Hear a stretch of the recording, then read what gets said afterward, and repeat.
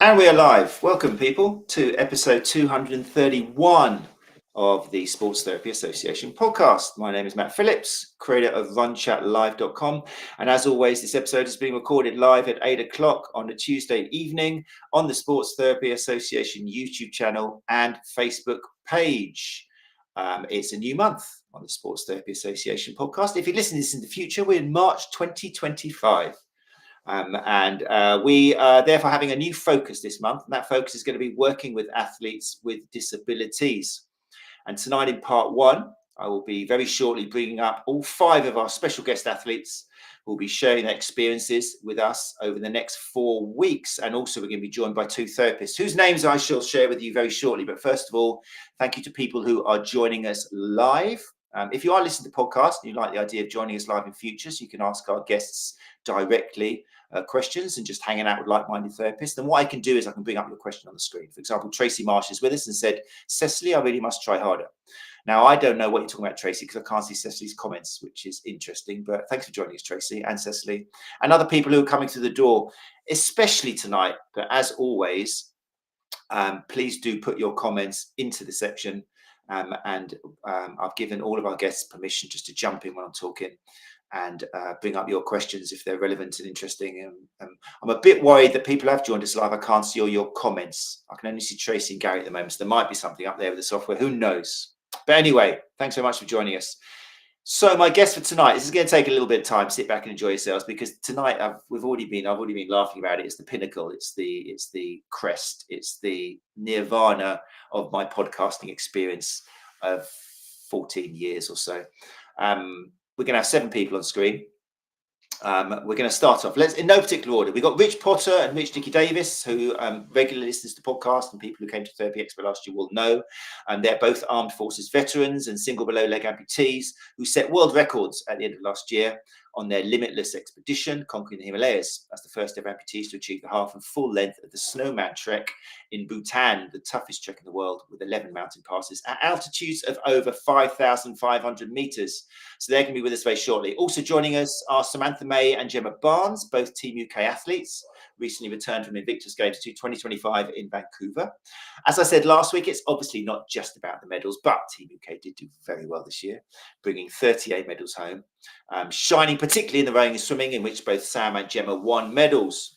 Also joining us will be D.Metcalfe, who, despite being left paralysed from the waist down after a motorcycle accident in 2014, has since achieved 3 scuba diving world records for his disability category, including fastest 1 mile scuba diving with and without swimming band, and greatest distance scuba diving, all in fresh open water. So an absolute incredible group of athletes who are privileged to have, we are privileged to have on the show. And like I say, this is it. I've decided in April I'm not going to have any more guests. I can't do any better. Sorry. But what we are doing is we're starting probably a few months of reflection, where we're inviting therapists to come in and just reflect on any of the past episodes, 235 episodes. I've already got April booked out with guests. So if you are a therapist, a clinician, and you've got the technical know-how, which is basically just a decent Wi-Fi connection and a webcam and mic to come on the show, and you'd like to talk with me, just chilled out in front of a few people, just talk about how a particular episode has affected your clinical practice, then send me an email, matt@thesta.co.uk or matt@runChatLive.com, and I'll interview you. We'll go through a little selection procedure, but if you're fit, then you'll come on the show, and it'll be really cool. We're really going to have a reflection on the last 235 episodes. I think it's time to pause and look at what we've got out there. So I thank all of our guests for making me reach that moment after 231 weeks. So here we go. Like I say, we've also got the wonderful sports therapist Carla Bickerstaff and also massage therapist Jenny Lane, both of whom have experience of working with athletes with disabilities. People who listen to the podcast will be aware of them and other shows that they've been on. Jenny Lane recently returned from her position as soft tissue therapist for Team UK at this year's Invictus Games, so we're really looking forward to their insight as well. Like I say, tonight, this is going to make me or break me, is everyone together on one screen. And then we're going to delve into having either one guest or 2 guests together talking about different topics to do with working with athletes with disabilities. Right, I'm out of breath. I was purposely talking quite fast then because I just don't want to leave my guests down in the lobby for any longer. People have joined us live. Thank you so much. Nikki Mansfield says, all you missed was pancake talk, Matt. Don't worry, Matt. People still do. That's lovely. I mean, yeah, pancake. That's lovely. It is. Happy Shrove. Is Shrove, isn't it? Shrove Tuesday. Gary Benson, founder of the STA, is in the house as well, which is great. Hey, Gary, how are you doing? If you do have any STA questions or anything industry related, then now's your chance to nab Gary Benson in the chat. Right, enough talking. Let's bring up these amazing 7 people as we start episode 231 of the Sports Therapy Association podcast, working with athletes with disabilities, part 1 of 4. This could take a moment. Show.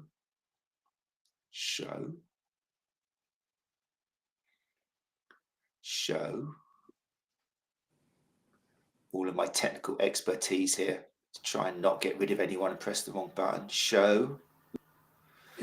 If you listen to the podcast, you're missing out on this beautiful technology happening now, but effortlessly, all these beautiful people appearing on the screen. There should be 8. Welcome, everybody. Hello. Waves won't work on a podcast. We talked about this. Hello. Yeah, he just gives a shout. I'm going to give you a chance to just speak so people can link up with your voices, so people listening to the podcast can tell who you are. I'm hoping there's a few regional dialects and differences here so people can work it out. But thank you, first of all, for making this happen.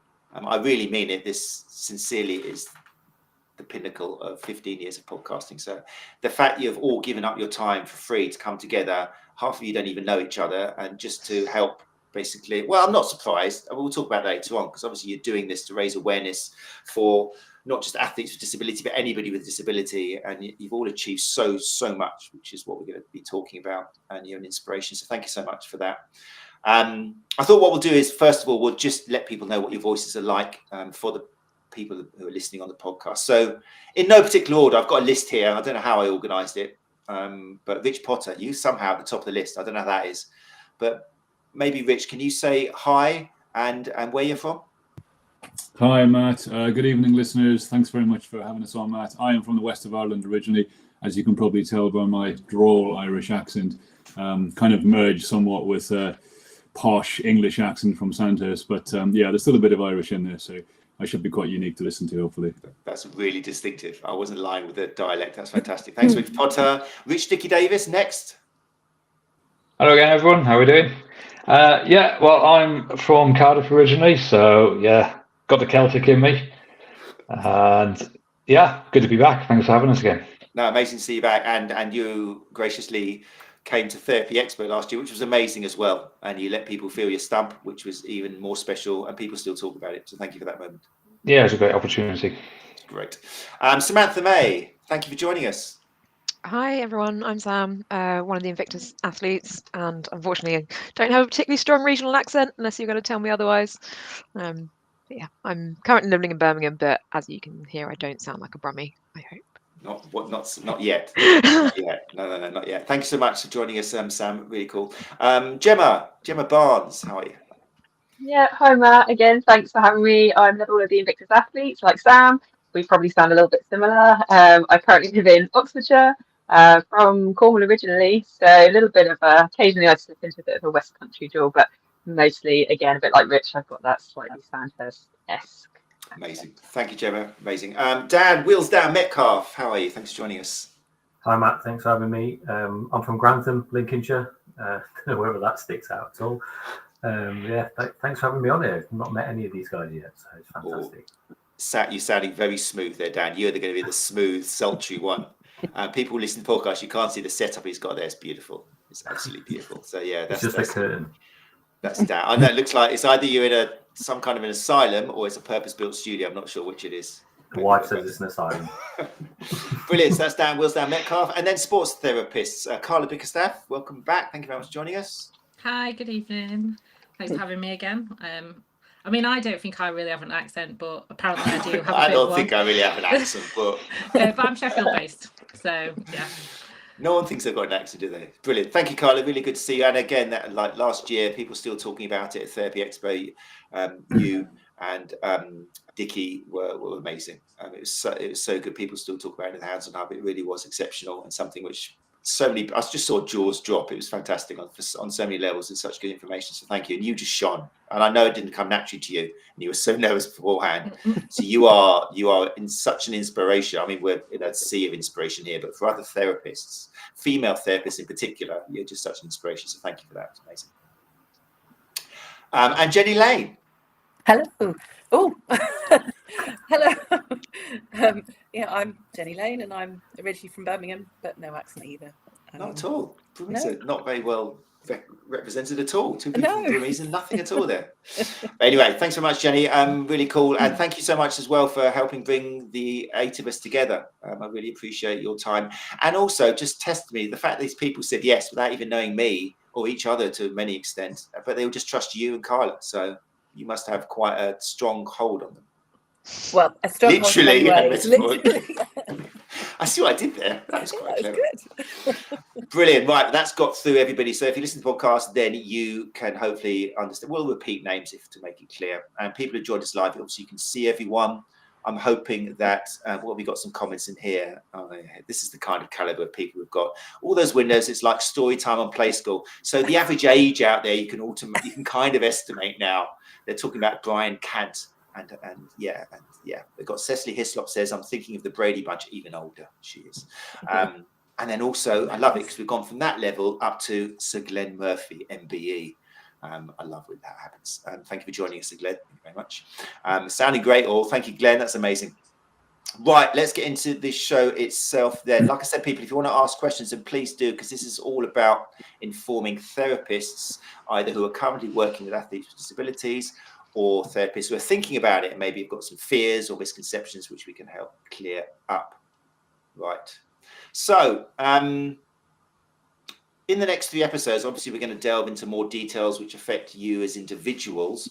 But tonight, like I say, is about kind of talking about common traits and themes of what it's like being an athlete with disabilities working with therapists, and also what it's like being a therapist and working with an athlete with a disability.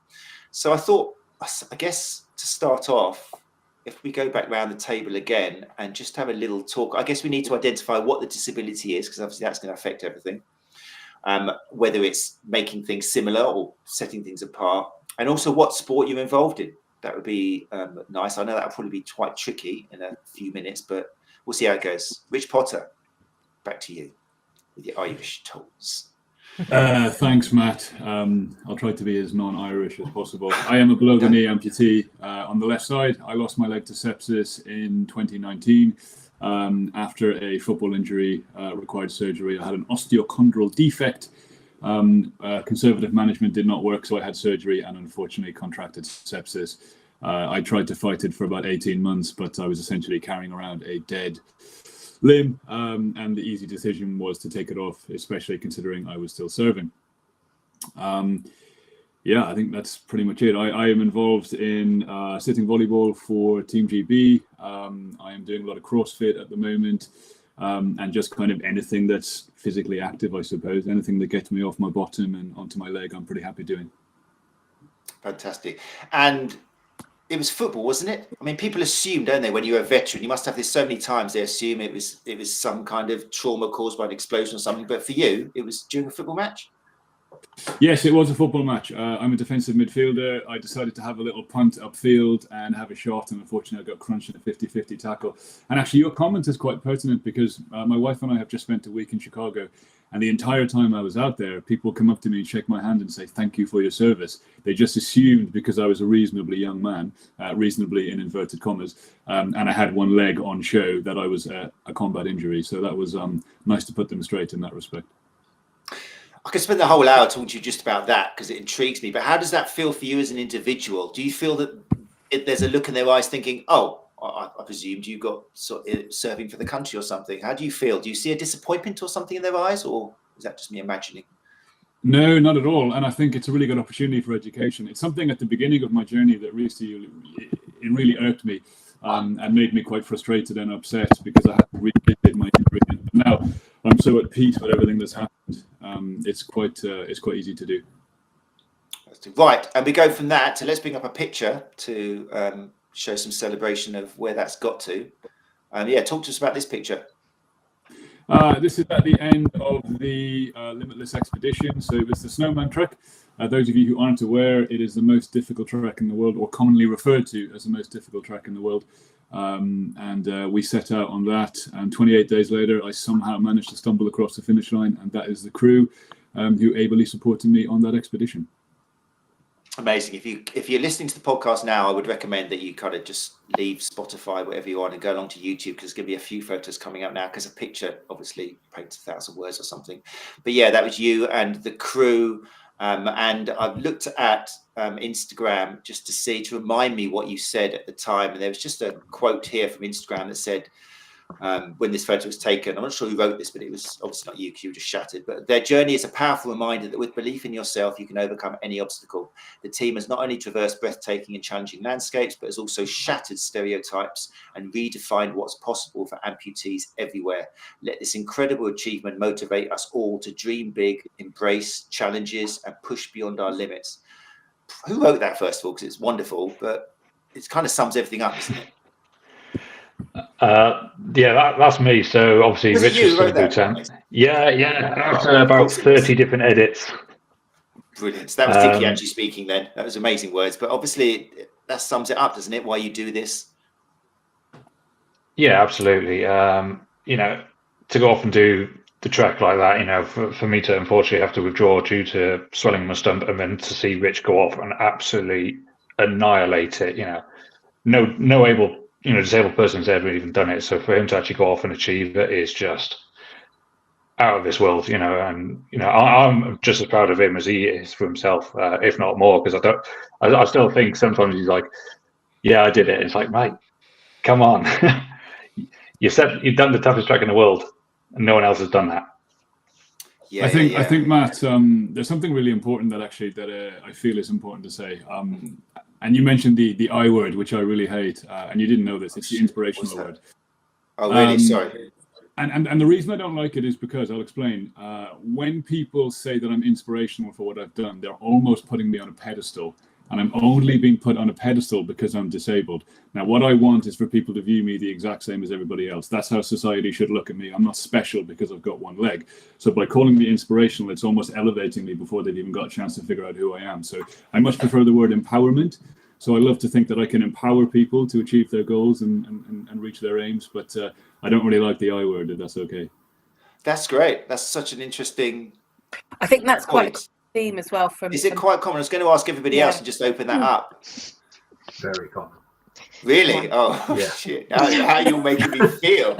Okay, but that's fine. It's not about me. This is about therapists realizing, take out the word inspirational from their little list when people walk in. So, yeah, I mean, Sam, you had a smile there on your face. What is that word again? Something which I hate it. Really? I really hate it. I don't feel inspirational. I feel like lots of us have been dealt a set of cards and we've just done our best with them, and people see the good bits but they don't see the bad bits and the days when you couldn't get out of bed, and there's lots of stuff that's not inspirational, and kind of what Rich said, like, I just want to be a normal person, and not just be inspirational for this thing that happened to me that I had no choice in. Okay. And Gemma, you're nodding? Yeah, absolutely. I completely agree. So sometimes you're just trying to get through the day. And like Sam says, you don't feel very inspiring when you trip over in public. Everyone goes, oh God, you're okay, you're okay. And you're like, please just don't look at me because I'm so embarrassed right now, and you just want to be a normal person getting through the day, getting on with your life. And I think sometimes we push ourselves really hard to do these incredible things just so that we think, yeah, so I might trip over when I'm walking around the supermarket, but I can do something really awesome. There's this weird dichotomy. You've got the basic everyday stuff that can be hard, but you can push yourself to go and do these incredible things. But sometimes the bit in the middle is a bit murky and it's a bit tricky. So you definitely don't always feel inspirational. So interesting. And Dan, similar or? Yeah, a little bit different for me. Obviously, I'm in the chair. But yeah, people say you're inspirational and you're not. You're just you. You are who you are, and you might be doing something that nobody else in the world's done, like when they're doing the world records and stuff, and that's just because you're doing it. It's not because a disabled lad's doing it or a disabled lady's doing it. It's because I'm doing it, not be seen for me. Rich put it really politely, really cleanly. It's pretty good. I wouldn't be so polite and clean with it. It's just is who I am. I don't like that inspiration word, but people have told and said it in scuba diving, you are inspirational. Well, that's because I'm inspirational as a diver, not as a disabled diver. Okay, that's brilliant. Okay, amazing point. Amazing. Right, Dickie, there's already been a segue to you and the sad. I mean, let's just, before we go on to the sad picture, as I call it, that was so heartbreaking when I saw that. I think how many people choked out. Obviously, not as much as you, but let's go just to this picture here. I'll just bring it up on the screen. Sorry, Carla, by the way, that I've sent you down to the lobby. But oh yeah, this is a lovely picture. Like I said earlier on, it's actually we found one with Potter with his top off, which is the ages. But yeah, talk to me what's going on in that picture. Was that when you just got halfway, wasn't it? I was almost halfway to the halfway point. Yeah, or halfway to was halfway day point. I was about day 5, and that became our sort of daily wash. It was in the glacial waters, about 3 degrees. Incredible. Those of you who can't see the photos, it just gives an example of what the terrain is like out there. Yeah, talk me through the terrain of managing to do that with you were wearing blades, weren't you? We had 3 different legs with us. Okay. We had specialist leg created by Dorsal Orthopedic with the latest Avanto foot, which personally I think is a phenomenal foot. The blade, just because it's really forgiving under different terrain when your leg is aching, because it's designed for running, it's quite springy, so it does take a lot of shock out. I mean, we just had a spare leg just on the chance, something a bit older, might be a bit bigger. So yeah, we had a selection of legs, and it was down to personal preference to what we were comfortable in on any given day and on any surface. Amazing, incredible image and pictures. Again, if it is the podcast, it really is worth heading over to YouTube or maybe the sta.co.uk if you want to see the video links for it. But then, unfortunately, as Rich has already mentioned, we had this video, which was basically you saying what had happened. Without putting you all through it again, I'm feeling guilty already. Yeah, no. So we got to the halfway. We'd done the half snowman. We had a rest day, ready to push on. It was a day off our legs. Unfortunately for me, my stump had severely swelled up to the point that I couldn't fit in any of my prosthetics. This was the final day where it was only a short 6 kilometer sort of bit of a downhill day, and yeah, the swelling. I managed to squeeze my leg in. I managed to get to the resupply point, where it was the only other road between the start and the finish, where we could get our supply for the rest of the trek. And yeah, Rich was ahead of me. He had a lot stronger pace because of the pain I was in, and he saw me wincing in agony. And at that point, after I don't know what we were talking for about 2-3 hours, Rich. And I think he told me I had to speak to my wife, phone home, speak to my wife, and see what she says. And speaking to our guide about planning ahead what was to be next, I had to make the tough decision to withdraw from the trek, which was agonizing to do because it's a mission. It was a target me and Rich strongly believed in doing. What we were doing was to empower, motivate, and encourage other people whilst raising money for charity. And unfortunately for me, to go any further was risking further injury to myself, risking Rich and the support crew. And at day 15, they've had fatalities. So to push on in agony, it could have resulted in a fatality. So for safety reasons and my own health, I had to withdraw. Which makes me want to ask a question. This kind of, I suppose, opens up to all of you. I mean, for any athlete, not being able to do what you want to do, even just having to reel back the intensity a little bit if you've been told by a therapist, and we'll hear from Jenny and Carla's views in a second, but is it double as hard if you're an athlete with a disability?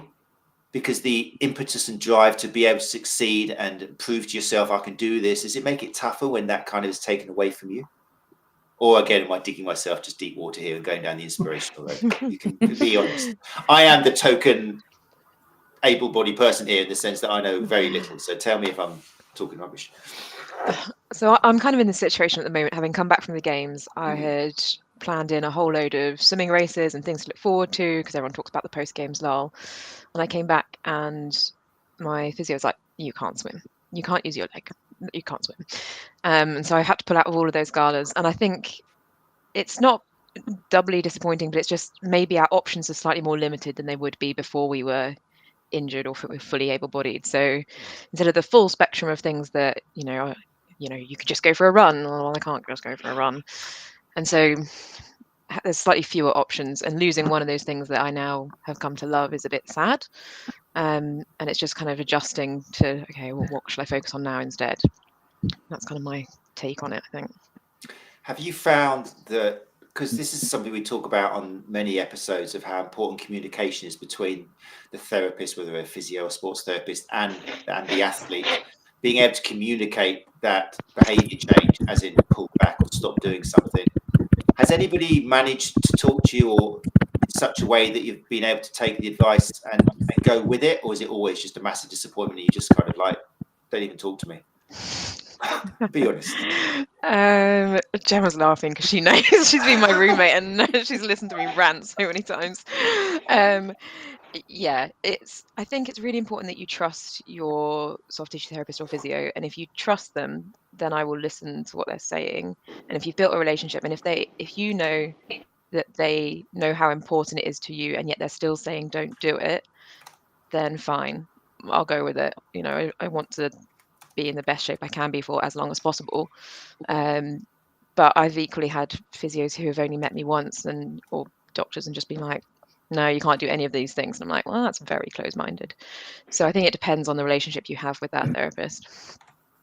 It's interesting because I don't want to say the modern therapist has to realise and take on board what it is to tell an athlete that they can't do their sport anymore. It's been compared in studies to almost like a bereavement or something. Sometimes you really are taking away that person's identity, especially if they spend their time mixing in that circle or putting their results on Strava or something. So it really is something that therapists need to be aware of, and they need to find alternatives. I mean, I work with runners, so for me, it's like telling a runner not to run is just crazy, but I'm sure it's the same with many sports. You've got to try and keep them as running as much as possible if they can. That might be tweaking their running form or just a behaviour change of some form, but often there are opportunities where you don't have to tell them to stop it, and there is something else you can do or talk to them in a certain way where they can maybe do another sport, but in the same kind of way, like do, I don't know, tempo cycles instead of tempo runs, so they kind of feel like they're still getting that same buzz. But yeah, it's a really tricky one. So yeah, I appreciate your honesty. Gemma, you were laughing though. Sam, a bit of a handful then if she's told. I'm a physio as well, so I'm very much used to being on the other side of the treatment table. I'm not used to being the person that receives the help. So poor Jenny, thank goodness for Jenny, because it's very tricky, I think, to go from being the therapist to being the patient. But like Sam said, I think when we train as therapists, sports therapists, soft tissue therapists, physios, anything, we very much learn about the body and the tissues and the muscles and the tendons and the bones. And we learn about that.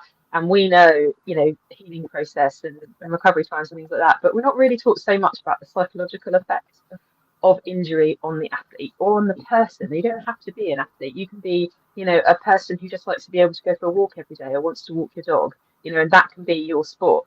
But I think having been in practice and having now been on the opposite side, I really appreciate the words that we use a bit more, the language that we use, and how we think, from a clinical perspective, you need to stop running. If I said that to Sam, she'd give me a death stare and I'd be terrified, quite frankly. You can't be so black and white, I think, with you've got to stop running because it will protect your tendon and you'll heal faster. I think we need to adapt more to, okay, running at your current rate will damage your tendon more, but what can we do to keep you mentally strong in that time and also help you rehab your tendon through other sports? Or can you swim? Can you cycle? Can you do low impact stuff?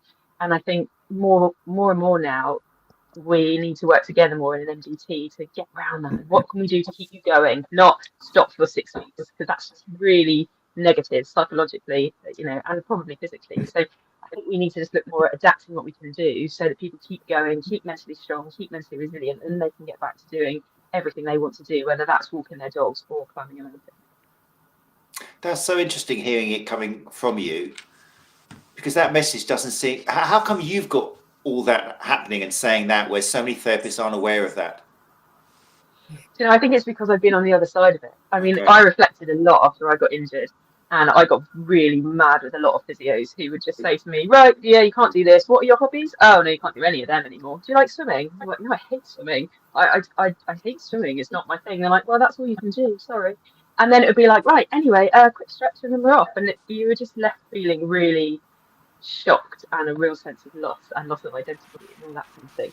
So I think I was always a bit more, I always tried to be more understanding because I was sporty beforehand, so I understood what sport meant to people. So I always tried to be a bit more compassionate as a therapist. But having actually lived in the shoes, been on the opposite side and had discussions with people like Jenny, and Carla, and seen it and experienced it from the other side, you do develop a much better understanding of what it means to be able to continue doing stuff. Amazing. That's such a useful insight. And it's almost like, I often say the best thing can happen to a therapist is they get injured themselves, and then they realise what it's like to actually catastrophize. And you think that I've got a stress fracture metatarsal, and really it's just a corn or something, or just a bit of dry skin, because you know what it's like for a patient, and you know how difficult it is to do the exercises you're supposed to. Because as therapists, we typically go, oh, they didn't do their exercises. What do they expect? Of course they're not going to get better. Then you don't actually think, maybe the exercises you gave them were never going to be done, because instead of coaching them and actually finding a suitable plan, you just told them what to do, not taking into account this and that and that. So this is great. Exercise is really dull. It's an incredibly boring thing to do. Someone gave me a sheet of exercises, and I think I used them as a bookmark for a while. I didn't actually do them because they were boring and I felt irrelevant. And that's me as a professional. I probably shouldn't say that as a professional, but also it does highlight the point, unless they're interesting and stimulating and relevant, you just don't do them. I'm really excited. I'm not going to rush and go ahead. I've got a plan here. I really want to get to Dan and have an example of what happens when you don't listen to your people. But we'll save that. I'm going to save that as a hook there. I'm looking down and going, nodding like, it's very sensible. Listen to your physio. We'll save that as a little hook. Because I want to just, as this introduction one, I want to continue going around and let our listeners know about the circumstances and who we've got here today. So thank you both, R.Potter and Dickie Davies, for that. Let's go to Sam if we can. So Sam, could you tell us a little bit about your disability and what sport you're involved in? I'll bring up some photos while you do it. Sure. Jenny, I think it's your turn to leave the screen. Sorry, it's been emotional. So I was competing in the military in pole vault and had an accident and dislocated my knee and tore lots of ligaments, cartilage and nerves in my knee, and have been left with, well, initially quite reduced range of motion. It's improved with subsequent surgeries, but basically ongoing chronic pain and kind of nerve pain. So yeah, that's my thing. That's my thing. And now from Invictus, I started doing wheelchair basketball, which I kind of fell in love with, and got back into swimming. And my son, small miracle, Disabilities Snow Sport UK, got me back skiing again, which was super exciting because I loved skiing, unlike Gemma, who it's her nemesis. So those are kind of the sports that I've been doing, and we'll see what happens next. So you mentioned Invictus Games, which we're going to talk about in great detail next week. Next week, we're going to have Carla and Jenny and Sam and Gemma talking all about Invictus Games and how their experiences from both sides. I'll just put on the screen, this was a collage, I think, produced by Invictus Games, but it's, again, just talking about the numbers, and like this was this year with 35 veterans, 27 serving personnel, one proposal. What was the time difference between getting involved in the Invictus Games and not being able to do your normal sport? So for me, I got injured in July 2023, and then I came to the Invictus process quite late. So I joined basically just before the team announcement in July 2024. I think lots of the other competitors had actually started kind of at the beginning of 2024, but for various reasons, I hadn't been involved until a bit later. So, I mean, my timeline is actually comparatively quite short compared to lots of the other competitors on the team who've, been struggling possibly for years, decades, as opposed to just a couple of years for me. Amazing. And you still managed to, I know it's not about the medals. In fact, I want to talk about the medals in a sec, how that feels in terms of people just going, oh, well, that's inspirational. But you did manage to walk away with what, bronze, 2 bronzes, was it? Yeah, I got a bronze in the skiing and a bronze in the swimming. And then a silver for the wheelchair rugby. I didn't do wheelchair rugby, so I did the basketball, and we came 13th, strong 13th. So was that a surprise for you, or was it something? I want to know about the medals. How does it work? Because it's something you're working for. You're already an athlete, and obviously competitive. But when you get to something like the Invictus Games, does the medals take second place, or how does it work for you? Yeah, I think so. Everyone's recovery journey is different, and we like to talk a lot about kind of gold medal moments on the team. So, what for you is going to feel like a success or feel positive, and that isn't necessarily for everyone a medal. For skiing, for me, actually, I just wanted to be able to be on the slopes with my friends in the mountains and enjoy it and not be scared and not be in lots of pain. And actually, the medal was a bonus. But I had a conversation with our swimming coach. You're right, I am competitive. I have been an athlete. Everyone's recovery journey is different, and for me, I wanted a medal to be part of that journey, and to feel like I could compete again and feel like myself again. So for swimming, I was targeting a medal, and I was very relieved to have got one in the end. It was hard work, and I was working towards it, but knew that there's always a chance that you don't get a medal. You can't control who else turns up, but it's very different for each competitor what they want to get out of the games. I'm interested, thank you for that. I'm interested in, because other people here who have been in the Invictus Games, what is the medal situation like? Is it similar where you're not really going for the medals, you just want to prove something to yourself and get that satisfaction? Or what's it like for other people? Gemma, what's it like for you with regards to medals? Yeah, same as Sam, really. I think I had a lot of self-doubt before I went, knowing that a lot of countries would bring actual athletes with them. And I didn't necessarily feel like I was an athlete. I felt like I was somebody who was venturing back into sport, but it was adaptive sport. So for me, I think getting onto the team and being able to find new sports that I could actually do, that was the biggest thing for me. I think obviously inside you do hope that you can get a medal because you want to be good. And I think in terms of being ex-military as well, there's something inside us that makes us really competitive. We want to be the best at everything. And we can turn anything into a competition. It's a real military skill. We get really competitive about all sorts of different things. So I think if you put us in a competitive environment, you do want to medal. But also I think if you don't medal, it's not as hard in that situation because you've still achieved so much just getting to that point. Having said that, when I did medal, it made me feel incredible, and I felt so whole and so seen, and I felt like all the hard work that the coaches had put into us and that I put into the rowing then paid off because I had something that I could actually show, something that was tangible.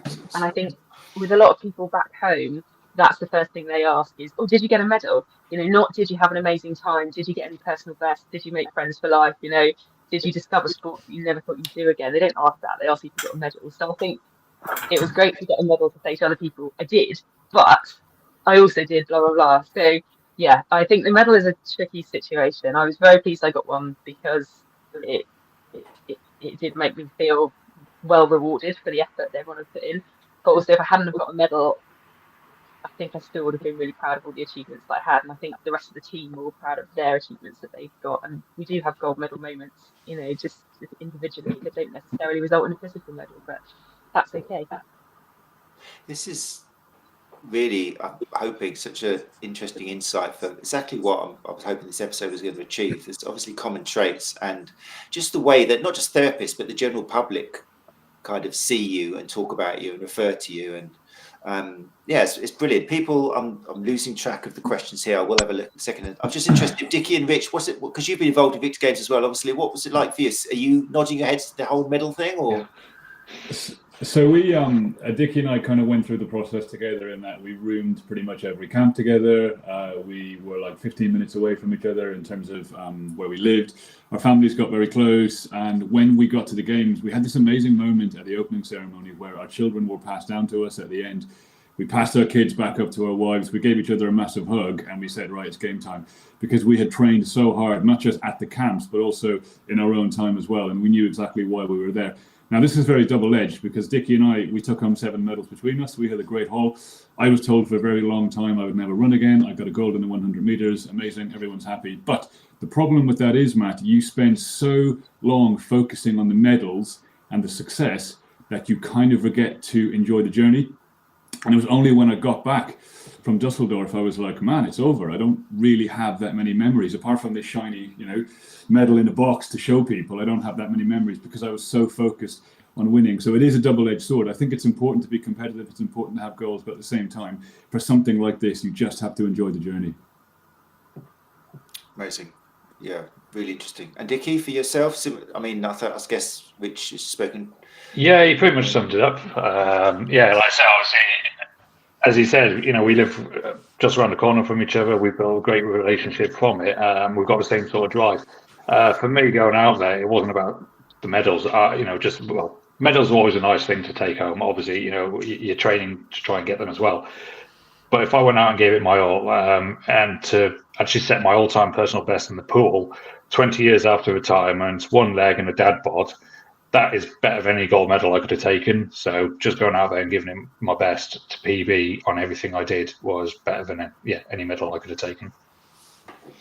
Amazing, really interesting. God, time is just going crazy. I just wanted to check, Gemma, if you could just summarise, what is the disability that or the circumstance of disability and the sports that you're involved in? Yeah, sure. So, like Sam said, skiing is my nemesis. I had a big skiing accident, which caused a lot of damage to my leg. I went through a lot of reconstructive surgery and sort of urgent surgery out in Austria to try and reconstruct it. I did ACL, MCL, medial lateral collaterals, cartilage, all sorts. And then 18 months after that, I had a tibial patellar fracture on the same side, which was really bad luck. And it undid most of the reconstructive surgery and left me with a lot of nerve damage and foot drop. So the foot drop is probably the main disability that I have now. So I wear a splint for that. I also have a lot of nerve damage. I had quite a few of my nerves removed from that leg. So I walk a bit like a penguin, really. I have a bit of an odd gait. And then I have a few problems with my hip as well. So I have a labral tear in my hip as a result of the way I walk. Yes, so I'm limited in a lot of what I can do. I used to run and play netball, so I used to be a sprinter and do a lot of netball, and I can't do either of those two things anymore. For me, trying to find an adaptive sport has been incredible. I have a bit of weakness in my left shoulder as well, so the same side, just where I tore my shoulder quite significantly during the accidents. I struggled to find a sport that would suit me. And also I was quite fearful of getting back on snow. So I've seen a lot of people get injured through skiing. And so I've treated a lot of people who had big skiing accidents. And then they went out with the RAF to learn to ski, and I had one myself. So yeah, I was quite fearful. I think I'd had a warped perspective of skiing and seen a lot of bad, nasty injuries, and then subsequently had one myself. So for me, going to the Winter Games and the prospect of returning to some form of skiing was pretty terrifying, but I did because I could use a sit ski. So it was an adaptive thing. So physically it helped me, and mentally it helped me as well get over that fear. Incredible. And I guess we'll talk about this in greater detail next week with the Invictus Games, but it comes up, there's so many different choices, isn't there, of adaptive sports which you can experiment with and see what you can do and overcome fears and things like that. Yeah. And you went head first downhill sledging, which to me, first of all, kind of sounds a little bit fearsome, but I guess it's not as scary as it sounds. They even call it skeleton, don't they, or something? Or they call it skeleton, So talk me through that, how the fear turned into. Yeah, skeleton was amazing. So yeah, we reached 97 kilometers an hour, which is just phenomenal, really. To be able to feel that speed again and feel the adrenaline and do that kind of sport, which I'd always wanted to try bobsleigh when back in the day, and unfortunately I got injured just before I went to trials, so it was an itch that I never got to scratch, really. So the thought of doing skeleton at Invictus, absolutely jumped at it, and it was incredible. It was such a rush. And such an incredible experience. When would I normally get to try skeleton, adaptive or able-bodied? So yeah, what an incredible experience that was. Amazing. And you got the bronze in the indoor rowing. I did, yes, the endurance rowing, which is amazing because it's tough. It's so hard. It's you row in the military and it's horrendous, and then you come out and think, oh, it's probably different, when you just row for fun, but it's not. It's always hard, but it's kind of wonderful. There's something, our coach calls it type 2 fun. It's awful at the time, but actually it's quite addictive and you really enjoy it. So yes, rowing is definitely the sport I think I'll carry on with. Amazing. Yeah, incredible. Well, like I say, we'll talk about that in more detail with Carla and Jenny next week. Dan, sorry, man, left you all by yourself there. No problems, mate. But I can see you nodding and kind of gesticulating. That is a word, isn't it? Gesticulating away as people were talking. Slightly different circumstances for you, obviously. Yeah, talk us through, if you would, and I'll bring up some photos as well of your disability and how that came about, and what sports you have found yourself in and exceeded at. That's quite a bit of a list, isn't Yeah. Yeah. So paralysed in 2014 to T8 paraplegic complete. So nothing from just above the belly button down. I went on to hand cycling and came up to the 5th in the UK, training for GB hand cycle to go to Rio. Before selection of the team, 600-mile challenge. I went in 600-mile charity bike ride. 14 miles left, and a car hit me. So I got smacked on top of the head by a car. Thank you very much. Compression of C4, which knocked out rear delt on the left shoulder, which then told slow down, pack it in, stop doing stuff. So I went and did a London Marathon and tore my shoulder apart. Just a little pause there for a second, just so we can just mention that point a little bit. I can see Carla laughing. I'm not going to let you. I'm a therapist. I'm going to let you get away with that. So you did all that to your shoulder, and you were told not to do too much. So you decided to do the London Marathon. Yeah. So I was 4 years in a row. I deferred myself from London Marathon, but I've got PTSD from my first and second crash because they were very similar to each other, and I always feeling like you're failing, feeling like you're just not good enough and all that sort of stuff. So it's not a good place to be. And all the therapists I went to see, which is just like Gemma was saying earlier, well, just no, you can't do that. No, you need to stop doing that. Well, when you're paralysed, you pick yourself up out of bed and transfer into a chair. I mean, the guys will know, well, you all will know when you can't use your leg. You've got to transfer in and out of a chair and stuff like that. So you've got to use your shoulders. So the less training that you do, the less physical you are, the weaker you get. And then the simple thing of just transferring from a bed to a wheelchair is actually the hardest, strongest lift you've done in a week. It's ridiculous. So I just said, you know what, sod it. If I break, I break. And I was training to do the 3 Guinness World Records of scuba diving. I was training to do the London Marathon because they said, if you don't do it this year, you're going to have to forfeit it. You're going to have to give it up, give your place up. So I said, right, sod it. 3 months to go, I'll do it. So I did it. But yeah, I 25 mil tear on my supraspinatus, tore my bicep tendon, had both those operated on and re-anchored into the humerus. So fantastic. And I'm now doing the far too little exercises of rotator cuff work to deal with that problem, which like you said earlier, Gemma, nobody wants to go do. I've done gym instructing level 3 PT for disability, and I know what I'm supposed to be doing, and know what I don't want to do it. Which is going to be something which we're going to delve into in part 3 with yourself and with Carla and Jenny, about how working with the team, the successes, the failures, the reasons why things didn't work, and exactly what you're talking about. So that's going to be so interesting about hearing about that. And then you come back and get 3 world records of scuba diving, and you're going for more, aren't you? You've got other things lined up. Yeah. We've got another 2 Guinness World Records that I want to smash. We don't stop. That's the thing. I think we're all the same. Once we've gone through one goal, once we've completed one thing, like kind of like heading for the medals sort of thing. It's what's next. You can't just stop. If we just stop, we just fall apart. So the brain, just, for me, isn't built that way. It's like, what's my next goal? What's my next thing to attack? What's my next thing to beat? So the next ones I want to go for is the fastest 10K in the sea. So not in freshwater this time. So I want to bring it to the UK because a disabled lad owns it, which is just between 6 and 8 meters down and swim scuba dive for 10 kilometers. I've got to beat 5 hours 20, which is pretty fast. And then the one after that, they're all for charity. I've done all my challenges for charity. The one after that will be the deepest paralysed diver. So I want to take myself to 150 meters, which a lot of people are just going, yeah, that's insane. So, which is not going to stop you, obviously. And the motivation for this, I mean, other people have said the medals are not what people expect. It's not all about the medals, and how many medals did you get is not what they want to hear. But for you, what's the main motivation? The main motivation for me really is to just say I can do it. I've proven the fact. When I was talking about doing the 3 Guinness World Records, and we did them all in one day, and people were saying, yeah, whatever. That I'm asking people to support me and help me and all that sort of stuff. They're just going, oh yeah, he's just some crazy lad that hasn't got a clue what he's doing. He's not a chance he's going to manage to do that.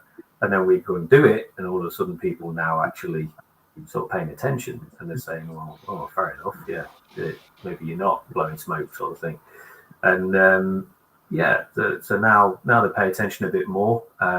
Hopefully we get a bit more support with the charitable side of stuff, because that's what we're doing it for, is to raise awareness of the disability that I am, the disability of other people coming into diving.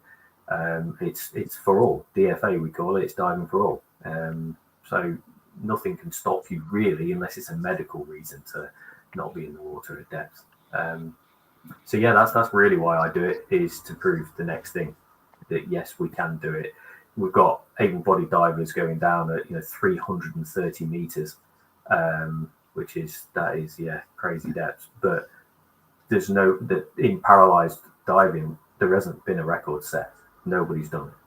So why not let's just go and do it, and then let somebody else come and say, well, how have I done that? Because that just inspires. No, it's empowering. Somebody else. Inspired. Yeah. It just makes somebody else want to beat you. That's the point. It's not inspiring somebody. It's giving them another target to attack and another target to beat. Incredible.